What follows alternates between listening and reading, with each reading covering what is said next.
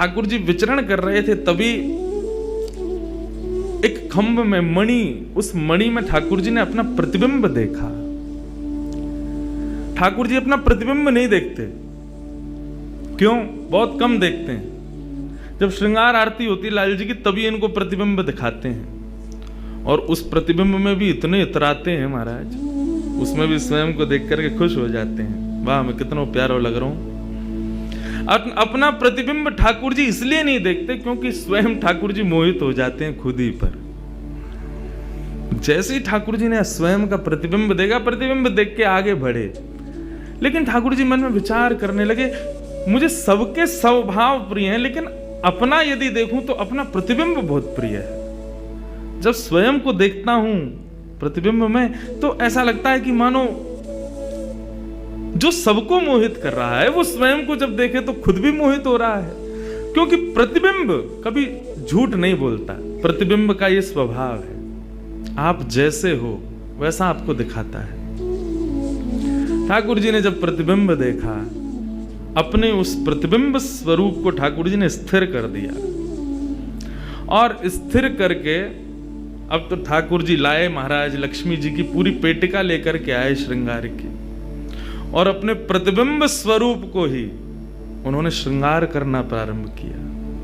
किशोरी जी के श्रृंगार का इतना भाव बताते हैं, किशोरी जी की नथ बेसर ऐसी, किशोरी जी के कान के कुंडल ऐसे, किशोरी जी के पांव की महावर ऐसी, क्यों ना हो? क्योंकि श्याम सुंदर ने श्रृंगार किया है। किशोरी जी का जो स्वरूप है वो ठाकुर जी ने उसका श्रृंगार किया है। नारायण बैठे महाराज सिंहासन लगा करके अपने प्रतिबिंब का ही श्रृंगार कर रहे हैं। मोर पीछ हटाया, मुकुट उतार के दूर रखा, घुंघराले केशों को खोल दिया, नेत्रों में सुंदर सुंदर छोटा छोटा काजल लगाया, माथे पर एक सुंदर बिंदिया लगाई है, होठों पर निर्मल लालिमा लगाई है, गले में हार पहनाया, सर्वांगीण श्रृंगार किया, और लक्ष्मी जी की चुनरी ला करके जैसे ही शीश पर से चढ़ा करके ठाकुर जी ने थोड़ा सा जो श्याम रंग है उसको जैसे ही गौरवर्ण किया, वैकुंठ के उस प्रतिबिंब में से मानो जैसे सूर्य चंद्र का एकाकार रूप प्रकट हो गया हो, इतना तेज पुंज प्रकट हो गया कि ठाकुर जी भी अपने नेत्रों को छुपाने लगे। थोड़ी देर नेत्रों को बंद करने के बाद जब बड़ी धीरे से ठाकुर जी ने जब अपने प्रतिबिंब की ओर देखा, तो किशोरी जी का दिव्य स्वरूप वहां प्रकट हो गया। ठाकुर जी ने दंडवत किया, पहले प्रणाम, हे श्याम सुंदर, आपने ही मेरो निर्माण कियो है, आपने ही मोको प्रकट कियो है। क्या भाव है? ठाकुर जी बोले कोई भाव नहीं है, केवल मोहिनी भाव से 33 कोट देवता मोहित हुए थे, लेकिन मैं मोहित नहीं हो पाया था, इसलिए तब से मैं भी तड़प रहा था कि मुझे भी कोई मोहित करे, उस मोहिनी को भी मोहित कोई करे।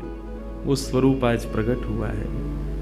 धर्म की स्थापना हुई, ज्ञान की स्थापना हुई, भक्ति की स्थापना हुई, वैराग्य की स्थापना हुई, लेकिन अंततो गत्वा संसार का सार जो प्रेम है उसकी स्थापना नहीं हुई है।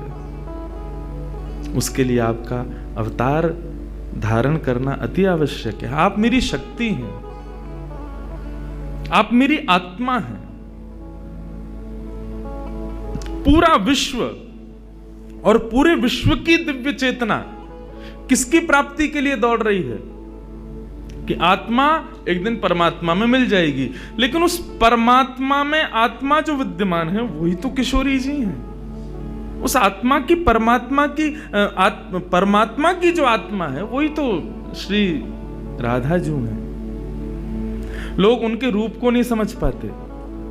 आजकल के यंगस्टर्स, आजकल के युवा उनको बहुत विचित्र रूप में दर्शन करते हैं कि कृष्ण राधा कौन है, बोले कि they are just like some love words. ऐसा नहीं है। आप उनको सीमित उस अवस्था में, और माफ कीजिएगा यदि किसी प्रवचनकर्ता की कथा सुनने के बाद भी आप उनको वहीं तक सीमित मान रहे हो ना, दोष आपको नहीं, प्रवचन करने वाले को लगेगा कि तुम किशोरी जी के इसी रूप को स्थापित कर पाए।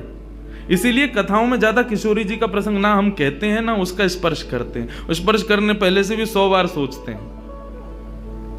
यहां आने से पहले भी मुझे कई आचार्यों ने संपर्क किया कि वहां आप किस विषय को लेकर के जाएंगे, आप गर्ग संहिता पर कहेंगे या किशोरी जी के किस भाव को वहां पर प्रस्तुत करने वाले हैं। मैंने कहा देखो, हम बस बोलेंगे जो निकल जाए मुंह से, जिसका जो भाव ठाकुर जी स्वीकार कर लें बस, लेकिन भाव ये रखेंगे ठाकुर जी विराज गए हैं कि कोई अनधिकारी इस भाव को सुनकर के अपने मन में कोई दुर्भाव ना प्रकट करे।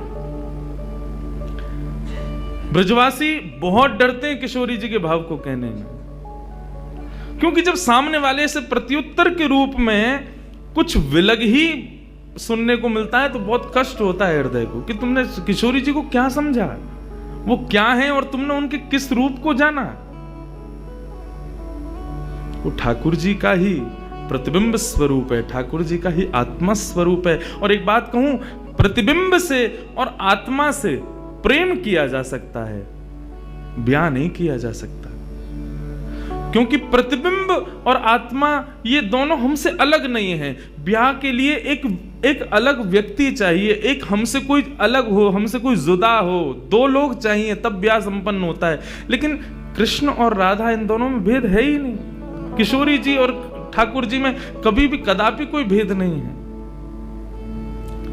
बल्कि लीलाएं अभी सुनेंगे हम लोग, कभी कभी ठाकुर जी जब किशोरी जी का रूप धारण करते हैं तो किशोरी जी से ज्यादा गोपियों को सुख देते हैं।